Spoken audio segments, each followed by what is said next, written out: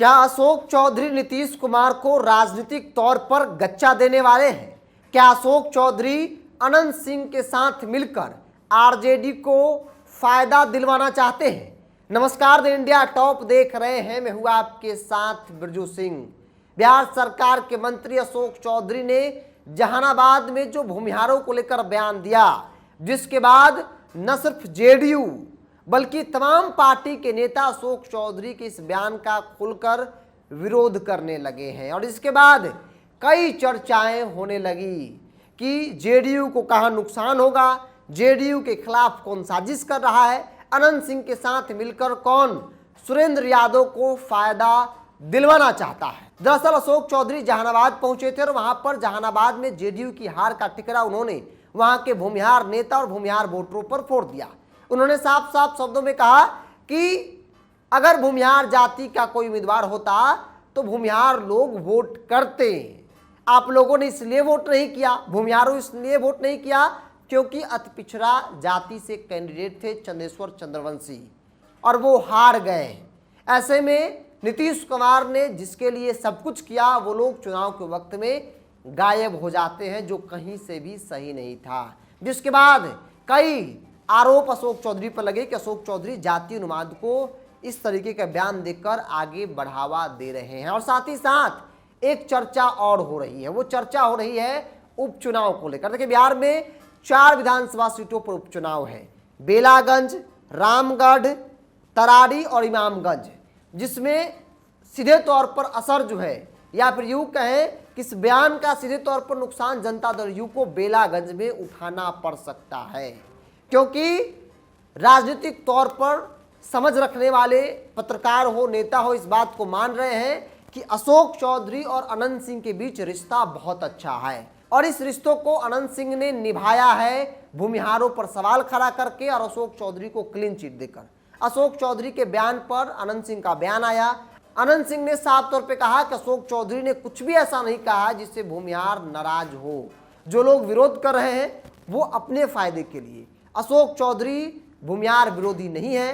अशोक चौधरी को मैं बहुत अच्छे से जानता हूं और इसका एक पहलू यह भी है कि अशोक चौधरी और अनंत सिंह के बीच बहुत घनिष्ठ मित्रता है और अनंत सिंह और जहानाबाद के मौजूदा सांसद सुरेंद्र यादव के बीच में भी घनिष्ठ मित्रता है।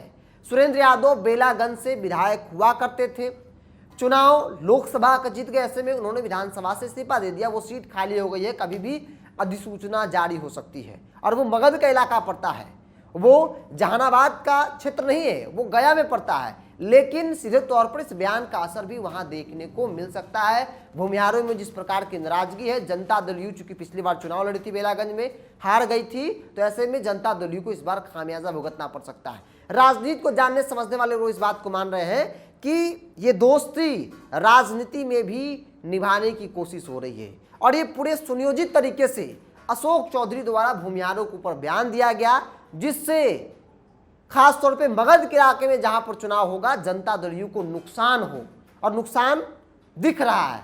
सीधे तौर पर अगर भूमिहार वोट नहीं करेंगे एनडीए को, जहां जनता दल यू चुनाव लड़ेगी, तो नुकसान होगा ही, क्योंकि मगध के इलाके में भूमिहारों की आबादी ठीक ठाक अच्छी खासी आबादी है, तो उसमें नुकसान हो सकता है। और ये जो रिश्ता है अनंत सिंह, अशोक चौधरी, सुरेंद्र यादव के बीच, ये राजनीति में भी देखने को मिल सकता है। कहा जा रहा है कि इस बयान से, जो सुनियोजित तरीके से बयान दिया गया, जो जानकारी मेरे पास है, जो राजनीति को जानने समझने वाले लोग इस बात को मान रहे हैं कि बयान सुनियोजित तरीके से दिया गया अशोक चौधरी द्वारा, ताकि जनता दल यू नीतीश कुमार की पार्टी चुनाव लड़े और चुनाव हार जाए बेलागंज में।